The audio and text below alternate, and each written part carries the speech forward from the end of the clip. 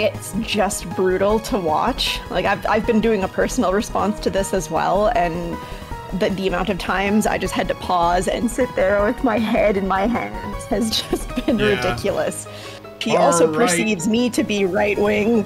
Every time I take the political compass test, I fall like square in the libertarian left. A lot of the times these individuals, they come from a particular position where I don't think what they want necessarily is logic and reason, and they even say that they're not interested in logic and reason, that these are the tools of the oppressor.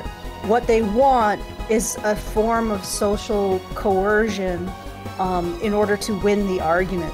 He was just trying to win by any means necessary, and most of the time these people use rhetoric. They don't care about facts, they don't care about data, they don't care about the truth, and it's all a rhetorical game. Always. Your stupidity is a menacing weapon. Acting in this stupid way, you have weaponized acting as an idiot.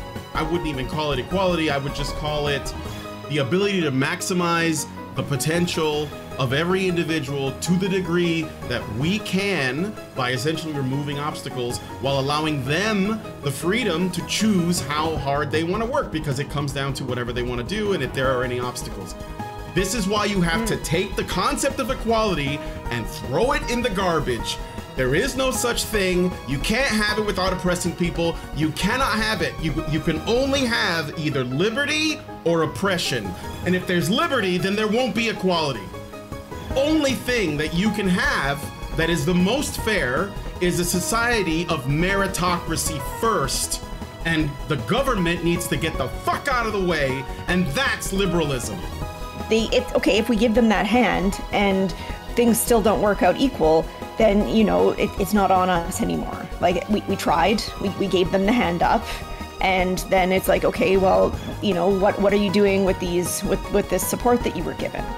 Is that these people who are always whining about equality and equity and how to solve systemic institutions of systemic, you know, systems of organisms or whatever, their solutions that they propose, their prescriptions are never, ever something really simple. Like, it's always systemic solutions. It's always systemic prescriptions. It's always tear down the, because they you know, some systemic power. Yeah, it gives them systemic power. But if you want to help people, you should do it yourself and not use the state to do it.